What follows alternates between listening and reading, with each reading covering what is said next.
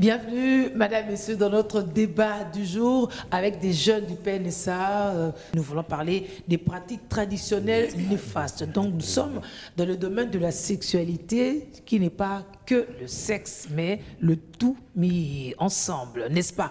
Et pour en parler, nos jeunes et adolescents, Carmen, bienvenue à toi. Merci beaucoup, Madame Julie. Hervé, bonjour. Bonjour, Madame Julie.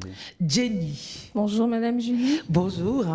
C'est avec plaisir que je vous reçois une nouvelle fois, cette fois-ci, pour parler des pratiques traditionnelles néfastes. Justement, on comprend tout de suite, ce sont des pratiques traditionnelles, mais qui sont néfastes. On en compte combien? Les pratiques traditionnelles néfastes, il y en a vraiment plusieurs. Il y en a beaucoup, notamment les mutilations génitales féminines, qui sont toutes formes d'intervention qui fait appel à la libation, soit partielle, soit totale, de la partie génitale externe de la jeune fille.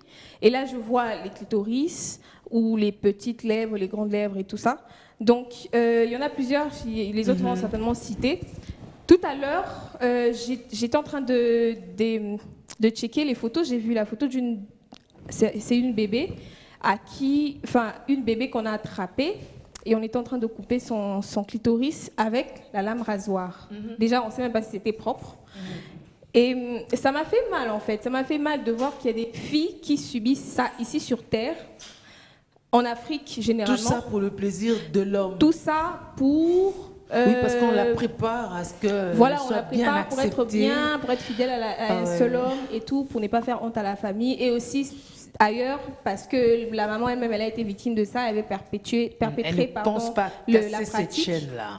Voilà. Et donc, oui, ça rentre vraiment dans un cadre de la sexualité en général.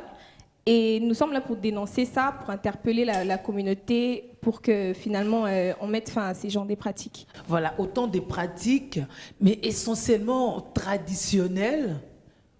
Les femmes le font pour plaire aux hommes.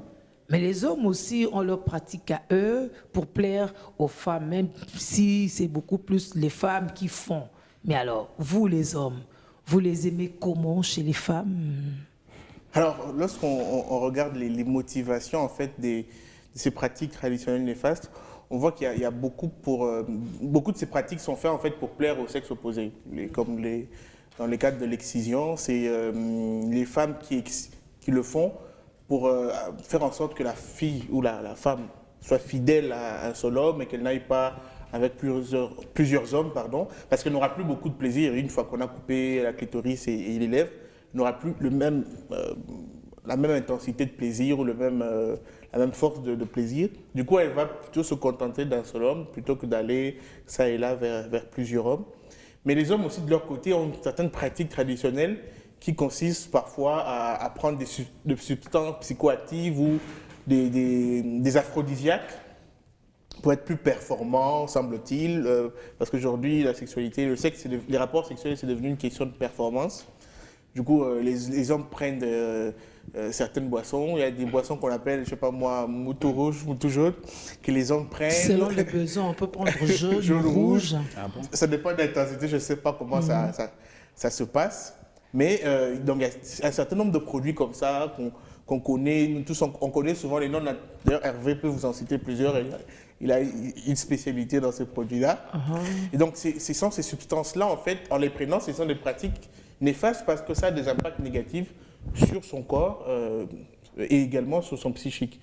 Parce qu'il n'y a pas que des conséquences au niveau physiologique. Mais on peut encore citer une autre pratique traditionnelle néfaste, c'est le mariage précoce.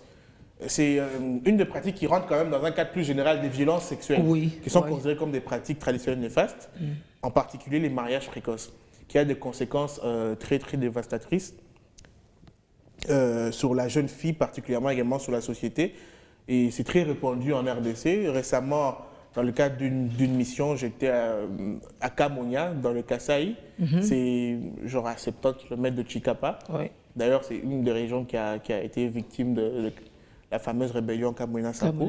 Et là, les jeunes filles à 14 ans, 15 ans, c'est piouf, le mariage. Donc dès qu'on sent que tu as un peu de sein qui commence à apparaître, tu as une menstruation, tu es bonne pour être mariée, au monsieur qui a par hasard attrapé un diamant dans les mines. Donc c'est des pratiques qui sont encore très très répandues dans nos sociétés, surtout dans les milieux reculés, dans les provinces, et qu'il faut bannir parce que ça a des conséquences néfastes sur la jeune fille. Premièrement sur son physique, parce que avant 20 ans, on considère que l'adolescent n'a pas encore atteint la maturation de ses organes biologiques. Donc, par exemple, la jeune fille pourra avoir des grossesses difficiles, à risque, parce que ses organes ne sont pas encore prêts à accueillir un enfant. Elle ne pourra pas finir son cycle scolaire et elle ne pourra pas physiquement, mentalement plutôt, encaisser en fait le coup d'avoir un enfant qui pleure devant soi. On a 15 ans, 13 ans, un enfant pleure, tu seras toi-même obligé de pleurer au même moment. La petite maman pleure au même moment. Donc voilà un peu une des pratiques qui est très répandue, qu'on doit bannir dans notre pays. Il a parlé des aphrodisiaques et tout ça, mais Hervé, on a comme l'impression que les jeunes gens sont en compétition, parce que justement, on le fait pour prouver à l'autre de quoi on est capable. Oui, et après, on va raconter. Justement, mais en fait, c'est parce qu'on ne comprend pas c'est quoi une sexualité et surtout une sexualité responsable. Alors moi, j'aimerais d'abord commencer par donner une définition opérationnelle aux pratiques traditionnelles néfastes. C'est toutes ces pratiques en fait qui sont soit faites sur la femme ou qu'elle se fait elle-même, qui à la longue peuvent avoir des conséquences négatives. Et Carmel disait tout à l'heure que j'avais Chez l'homme, il n'y a rien qu'on fasse, hein? Chez l'homme, bon, par exemple, la consommation on parlait tout à l'heure, Carmel, la consommation des substances psychoactives qui Donc l'homme, contrairement à la femme qui à un moment cherche peut-être à rétrécir son appareil génital, l'homme ne cherche pas à... Non, il cherche à élargir son appareil génital ou de choses comme ça. Et donc, moi, j'aimerais plutôt parler... Carmel disait tout à l'heure que j'avais plus de connaissances sur la question, mais c'est parce qu'en fait, nous sommes pères éducateurs, Carmel, et que nous avons été formés par le PNSA pour cela. Moi, j'aimerais revenir sur une autre pratique. Julie en parlait tout à l'heure, c'est le fait que les jeunes filles utilisent certaines substances pour rétrécir. Là, ce n'est même plus forcé, mais elle veut tellement plaire et elle-même a tellement des antécédents qu'elle veut changer de nature. Voilà, pour rétrécir l'appareil génital, pour être plus précis, le vagin.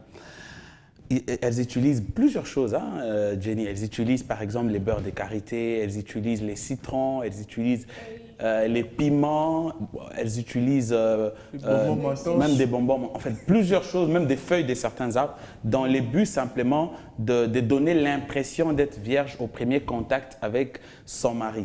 Auparavant, je croyais que c'était simplement parce qu'elle voulait ça, mais j'ai discuté avec une amie qui m'a dit qu'elle en connaît de ses amis qui ont fait ça, mais pas parce qu'elles veulent paraître vierges auprès de l'homme, mais parce que leurs parents leur disaient toujours, si après votre mariage, votre mari ne vient pas nous donner une prime parce que tu es vierge, je veux vous régner.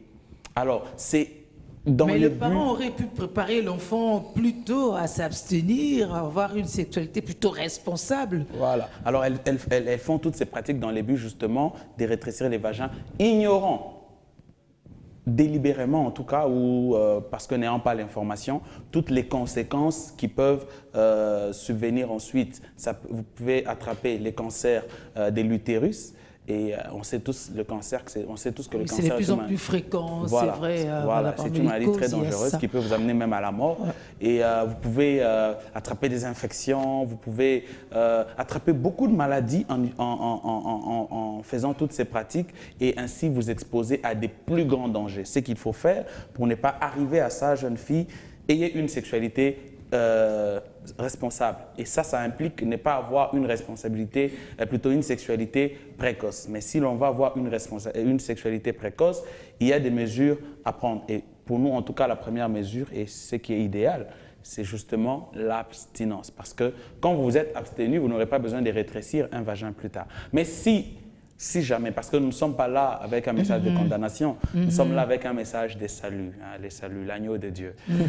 Voilà, alors le message de salut, c'est que si jamais vous avez déjà été sexuellement actif, vous n'avez pas besoin de rétrécir votre appareil génital pour autant. Ce dont vous avez besoin maintenant, c'est d'avoir les bonnes informations, c'est d'accepter votre passé, de vivre avec et essayer d'aider d'autres qui viennent après à ne pas tomber dans les mêmes erreurs. Quand on parle de la sexualité, c'est vrai qu'on ne parle pas sexe. de façon isolée, n'est-ce pas? Mais est-ce qu'aujourd'hui, on a le courage, ce discours-là passe, que de dire aux jeunes, aux adolescents, de s'abstenir pour éviter toute éventualité? C'est vrai que c'est toujours pas facile. C'est comme ça que, comme Hervé vient de dire, on sait qu'on est en face de nous deux publics différents. On sait qu'on parle à des jeunes qui sont capables de s'abstenir, pardon, voilà, une jeune fille vierge qui n'a jamais eu des relations sexuelles avec un homme et qui accepte son état, qui veut vraiment aller plus loin jusqu'au mariage. À des jeunes comme ça, abstenez-vous. En fait, c'est ça le message que nous apportons. Mais d'un autre côté, Hervé l'a dit, on ne va pas condamner tout le monde. Comme on dit en lingala, nous étions tengami déjà, ça ne sert à rien qu'on recadrer un peu. Voilà, on fait En fait, nous, on oriente, on demande à des jeunes qui sont activement sexuels.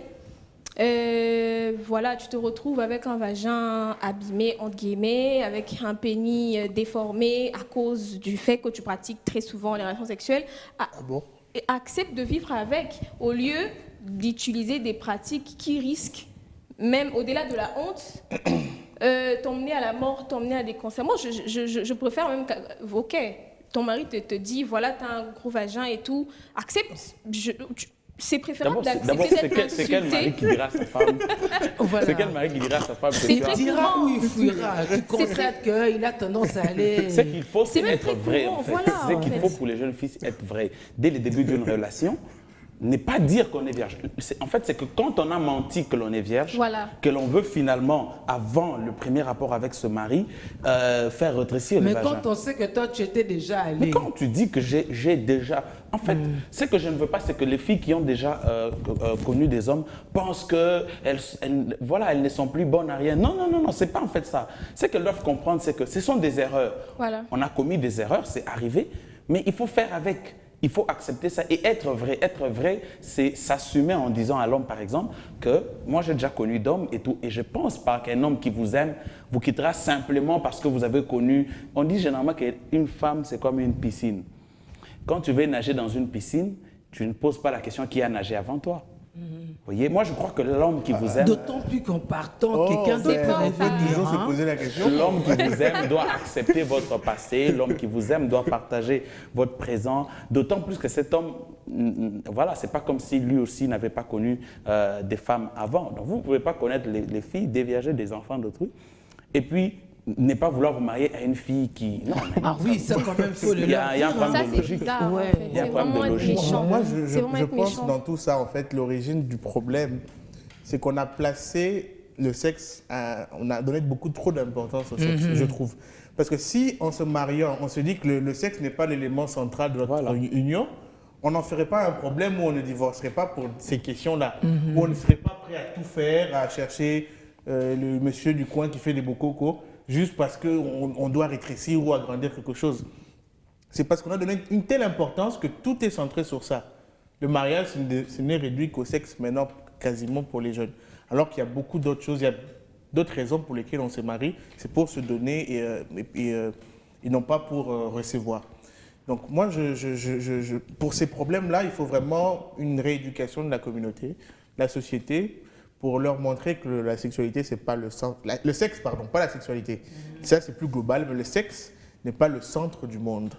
Donc, il faut penser à autre chose. C'est même pour cette raison que nous prenons une sexualité responsable, parce que si on est responsable en amont, on évite les conséquences qui viennent en aval.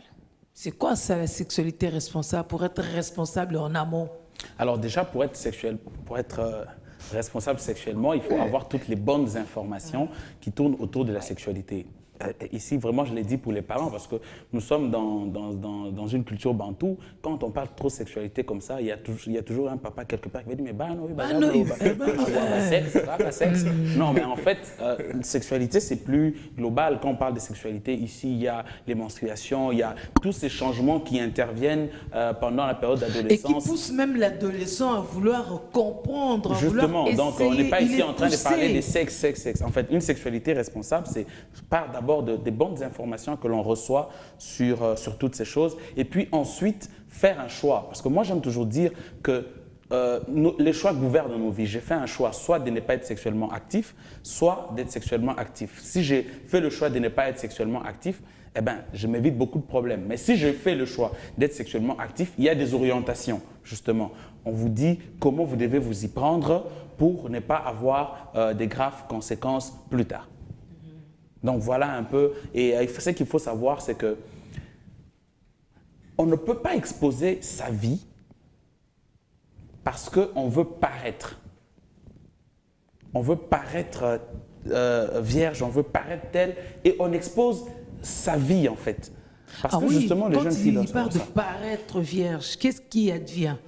On paraît, l'autre a l'impression que c'est ça, mais est-ce que tout de suite après, il peut aussi se rendre compte que ce n'était pas ça? Comment après, ça les gens séparent, les gens séparent. Un jour, il peut apprendre une histoire ou quelque chose comme ça. J'ai été floué.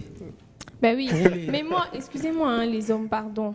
Moi, en fait, quand une femme cherche à paraître devant un homme, qu'elle est vierge alors qu'elle n'est pas, c'est d'une part parce que les spéculations des hommes qui disent que moi, je veux idéalement épouser une femme vierge. Je veux épouser une femme qui s'est contenue, une femme qui n'a pas, comme tu as dit, une piscine où les hommes ne sont pas rentrés. Je vais être le premier. Mais qu'est-ce que vous voulez que les... C'est pas ce qu'il a dit. Bon, mais bon, on comprend l'idée. Oui, en fait, moi, je pense que ça part de là. Ça part de là. Je veux que mon homme ressente que je suis une femme vivante, ou peut-être il va savoir que je ne suis pas vierge, au moins il va ressentir que voilà, je suis encore, j'ai toute ma force et tout. Et pour arriver là, je dois utiliser des feuilles, des cubes et tout ça pour rétrécir mon vagin. Donc, moi, je pense que les hommes doivent arrêter. Quand tu sais que toi, tu es déjà passé par plusieurs femmes, pourquoi voudras-tu rencontrer une femme qui s'est conservée? Pendant que toi, tu plaisantais avec les femmes d'autrui, lui, elle va être là à t'attendre et tout. Donc, accepte le fait que tu rencontres une femme qui est passée par plusieurs hommes ou peut-être son appareil génital est n'est plus intact. Accepte de vivre avec elle parce que toi, tu as un passé aussi à peu près semblable. Mais est-ce que par amour aussi, on ne peut pas se dire, oui, peut-être que moi, je n'avais pas connu, mais j'accepte celle qui avait déjà connu. C'est aussi une expérience qu'on se partage. Effectivement, par amour, on peut... En fait, on a pas un dogme. On a en fait cette phobie-là, on veut la pureté, on veut la perfection, mais on ne va pas forcément tomber sur quelque chose de parfait. Donc il faut parfois accepter une réalité qui n'est pas parfaite, mais par amour, on vit avec la fille. Mais il ne faut pas non plus empêcher aux hommes d'aspirer à épouser une fille vierge. Moi, je ne suis pas d'accord de dire non, interdisez les hommes d'aspirer. Il semble que ça ne fonctionne pas trop. Laissez les gens... De plus en plus. Quoi? Cet apprentissage-là, pendant un moment, pose aussi problème. En fait, il faut laisser les hommes aspirer à ce qu'ils veulent. S'ils veulent une fille vierge, c'est pas mauvais. Mais de la même façon, on laisse aussi les femmes aspirer à ce qu'elles veulent. Voilà, et les femmes aussi peuvent aspirer à ce qu'elles veulent. Si elles veulent un homme chaste, bon, je ne sais pas comment elle va nous prouver, mais donc laissez chacun aspirer à cela. Mais dans tout cela, il faut simplement expliquer aux gens qu'il faut ne pas mettre le sexe au centre, on peut aimer par amour et vivre ainsi, et ne pas prendre des risques inutiles qui peuvent avoir des conséquences néfastes sur sa santé, simplement parce que l'on veut plaire ou retrouver sa forme de jeunesse. Alors il y a d'autres pratiques qui ne rétrécissent pas ou agrandissent pas non plus, mais c'est juste pour un peu ajouter une certaine saveur dans la chose, un peu sucré, n'est-ce pas? Bon, je sais que Jenny elle a plus d'expérience en matière de ces pratiques-là qui donnent du goût et quelque chose comme ça. Mais moi, j'aimerais plutôt que l'on parle même un tout petit peu également des autres pratiques telles que les mariages précoces. Vous voyez? Là, d'ailleurs, tout est permis. Parce que déjà dans un mariage précoce. Oui, parce qu'on n'en parle pas souvent. Et on croit que c'est toujours dans des zones rurales, comme au village. Mais aujourd'hui, même en plein Kinshasa, même en pleine ville, vous retrouvez des parents qui sont conservateurs. Ils disent être conservateurs des vieilles cultures. Surtout quand l'enfant grandit lolo. Voilà. Très vite là. on laisse. Voilà, et ça aussi, c'est une pratique qui peut avoir des graves conséquences parce que la jeune fille qui a 15 ans, 16 ans, 17 ans, qui est envoyée en mariage, premièrement, va arrêter l'école. Bon, rares sont celles qui, à 15 ans mariées, vont à l'école, mais je pense que dans la plupart, elles vont arrêter l'école, mais pas que ça. Elles ne sont pas prêtes complètement au niveau physiologique, mais aussi au niveau psychologique à porter le poids du mariage parce que le mariage, ça implique beaucoup de choses. Et donc voilà, moi je me dis, ça aussi c'est une pratique parce qu'il ne faudrait pas que nous aussi, dans cette émission, nous mettions des sexes trop puissants. Ouais, trop en avant quand même. Alors cette pratique-là, on n'a pas à la reprocher qu'aux parents, mais aussi aux officiers de l'état civil. Parce qu'on a quand même vu dans certaines communes, n'est-ce pas, des gens se marier où la fille n'a pas 18 ans. Ça s'est fait. En fait, c'est aussi le problème d'information. Je me souviens, on était enfant au portail il y a quelques années. On est allé dans plusieurs communes pour essayer de voir, étudier en fait les phénomènes de mariage précoce. Il y a des préposés d'état civil qui n'ont jamais lu les dispositions qui interdisent les fiançailles et les mariages d'enfants. Voilà. Du coup, quand un couple vient, ils ne prennent même pas le temps de vérifier les dates de naissance. Oui, pour c'est voir combien on paye, s'ils est-ce sont qu'il y a enfants ou tout, pas. ok, Dès on que la fille semble assez grande, on a payé les différents montants demandés, il établit l'acte de mariage, ainsi de suite. Donc c'est aussi vraiment un problème de sensibilisation. Moi, j'aimerais insister sur une autre pratique traditionnelle néfaste, c'est en fait tout ce qui est pédophilie. Parce que quand on parle souvent de pédophilie, on voit lorsqu'un adulte couche avec des tout petits enfants de 6 ans, 7 ans. Même avec une fille de 17 ans, 16 ans, c'est de la pédophilie. Ah oui. Et ça, c'est très récurrent. Ça ne gêne presque plus personne. Aujourd'hui, les filles de 6e année, 5e année, 4e année sont avec des garçons universitaires. Même des sugar daddy. Des sugar daddy, alors qu'elles sont en fait victimes de viol. Vice-versa, il y a aussi les sugar mami.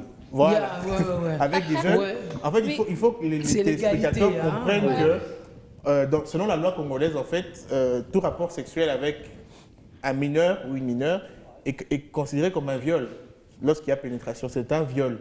Donc l'enfant n'a pas de consentement pour dire, voilà, je consens à avoir ce rapport sexuel avec ce monsieur, même si la personne, son partenaire était enfant. Donc ils sont violés mutuellement, si je peux le dire. C'est un problème assez récurrent. Il faut vraiment y mettre un terme dans notre pays. Oui, exactement. Je reviens un peu sur les mariages d'enfants. Vous savez, parfois, dans notre coin, à Kinshasa, ici seulement, il y a d'autres communes où la population est tellement pauvre que les mamans elles-mêmes vont faire un arrangement avec une famille pour... Voilà, je te donne ma fille et tout. Ils font des faux papiers. Ils n'ont même pas besoin de passer par l'État. Ils n'ont pas besoin. Le mariage commence et voilà, ils commencent à faire des enfants.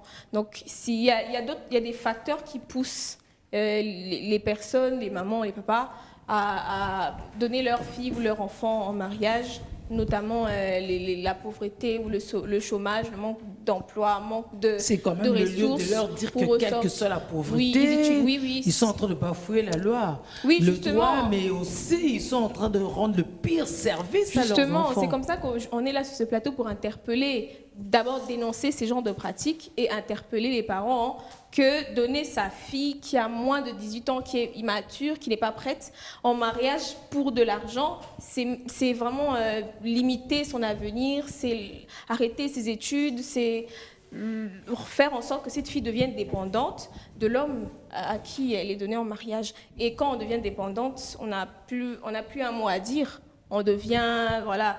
Et puis l'homme peut te rejeter à tout moment, hein. Qu'est-ce que tu as fait pour moi? Et donc en fait, ce sont des pratiques comme ça qu'il faut dénoncer pour que les mariages précoces, qui est une pratique néfaste traditionnelle, prennent fin. Alors, puisqu'on a dénoncé des pratiques néfastes, quel est le bon modèle de pratique qu'on peut proposer? Voilà, bon, Carmel... je laisse la primeur à notre pasteur. Merci, alléluia. Alors, bon, en fait, il y a...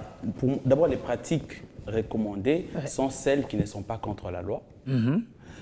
Les pratiques recommandées sont celles qui n'ont pas des conséquences négatives sur le physique, sur la physiologie des jeunes, des adolescents. Les pratiques recommandées sont celles qui n'ont pas des conséquences négatives sur la psychologie. de l'enfant ou de l'adolescent qui est en train de grandir, qui est en train de développer. Et moi, j'aime toujours dire, parce que Carmel faisait mention ici à la loi, à un moment, le mariage pour enfants était autorisé. En fait, l'émancipation pour cause des mariages était autorisée à partir de 16 ans. Mais ce n'est pas pour rien que les législateurs est arrivé à annuler justement, à abroger cette disposition qui autorisait l'émancipation pour cause de mariage. Et puis c'était beaucoup plus pour des fins d'ailleurs politiques et tout ça. Et si l'on a abrogé, c'est parce qu'on est parti des constats. On a remarqué que ça avait plus de conséquences, que c'était plus mauvais que bien. C'est ainsi que justement on a abrogé cette disposition qui permettait l'émancipation de l'enfant pour cause de mariage. Moi, ce que je peux dire, j'ai même oublié de le mentionner, pour revenir un tout petit peu sans mettre le sexe au centre, sur les pratiques pour rétrécir le vagin, ça peut même vous causer la dyspareunie. La dyspareunie, c'est les douleurs permanentes, persistantes et intenses pendant les rapports sexuels. Et du coup, ça ne sera plus pour vous un plaisir. Les rapports sexuels, je crois que Dieu a établi ça, Dieu a institué cela pour que l'on en jouisse premièrement dans le cadre du mariage et pour que ce soit un plaisir en fait. Je ne crois pas que c'est pour que ce soit une souffrance. C'est ça la cause première. Ou que ce soit quelque chose où on compare les performances. Voilà, où on compare les performances. On se compare à qui? Parce qu'on est entre nous. Mais je crois qu'on parle des performances. Pourquoi on parle des performances? Imaginez-vous que si une fille est vierge et qu'elle se marie, c'est le premier homme qu'elle connaît. Donc pour elle, ça n'a rien à voir performant. Pour lui, il est performant. Voilà, il n'y a pas d'élément de comparaison. Mais si vous avez connu beaucoup d'hommes, vous avez connu Carmel qui expérimentait, vous avez connu plusieurs autres hommes. Et du coup, quand votre mari, il n'est pas gros, il n'est pas performant, il n'est pas, je sais pas quels sont les éléments rapidité. Voilà. Et tout ça. Du coup, vous avez envie d'aller voir ailleurs, vous voyez, ou vous allez vouloir rétrécir votre vache. Beaucoup de choses comme ça. C'est pour cela qu'on parle, justement. Vous savez que j'aime beaucoup Julie. Hein? Elle nous prend elle a comme une certaine avance. Elle parlait tout à l'heure de la sexualité responsable. Voilà pourquoi je préfère vraiment qu'on insiste sur la sexualité responsable. Ça évite beaucoup, et alors beaucoup de problèmes. Ok. On espère aussi que ton amour de Julie est responsable. Ouais, on responsable. Enfin, je crois que Hervé a tout dit. Moi, j'aimerais juste insister sur le fait que les pratiques traditionnelles néfastes, on en a cité un peu beaucoup, mariage précoce, excision, violence sexuelle. Mais pour y mettre un terme, il faut que chacun de nous mette la main à la pâte et décide d'y mettre un terme. C'est-à-dire que le mariage précoce ne va pas s'arrêter si les papas qui nous regardent, si les mamans qui nous regardent continuent d'envoyer leurs filles à 13-14 ans au mariage. Les pratiques traditionnelles néfastes ne vont pas s'arrêter si les jeunes garçons qui nous regardent continuent d'aller draguer les filles de 14-15 ans. Donc il faut vraiment que chacun de nous prenne conscience qu'il a un rôle à jouer dans la fin, l'extermination, si je peux le dire, des pratiques traditionnelles néfastes et qu'il faut agir maintenant pour y mettre un terme. Jenny? Oui, en fait, c'est vraiment tout ce que les Carmel et Hervé ont dit. C'est vraiment ça. Je reviens sur la sexualité responsable. C'est, en tout cas, pour éviter. Tout à l'heure, quand j'ai parlé de l'effet que les hommes parfois poussent les filles à se complexer, à vouloir être performantes, c'est vrai, j'ai un peu pris la part de ces filles et tout. Mais en réalité, l'idéal, pour ne pas arriver à ça, c'est de se contenir, c'est de vivre une sexualité responsable. Quand tu connais ton premier homme, et tu n'as pas à se comparer, lui non plus n'a pas à te comparer à qui que ce soit. Donc tu vis ta première expérience, ça t'évite tout ce qui va après et tout. Si ça capote, c'est toi le coupable, parce que je ne suis sortie qu'avec toi. Et donc voilà, en fait, moi j'interpelle vraiment les jeunes filles et garçons à vivre une sexualité responsable. J'interpelle aux parents, en tout cas pour le mariage arrangé, arrêtez tout ça. Ça, c'est vraiment limiter la vie de la fille ou de l'homme, du jeune homme. Et la communauté, les autorités, les jeunes, tous ensemble, nous devons prendre conscience de ces pratiques qui détruisent toute une vie et d'agir de façon responsable. C'est notre responsabilité commune, n'est-ce pas? On l'a dit et rappelé ici, chacun doit mettre la main dans la pâte. On se connaît, on connaît l'autre et on travaille pour que cessent ces pratiques, c'est possible, n'est-ce pas? À nous de continuer la discussion. Merci à vous. C'est nous qui vous Merci remercions. Julie. À bientôt. À très bientôt. À très bientôt, voilà.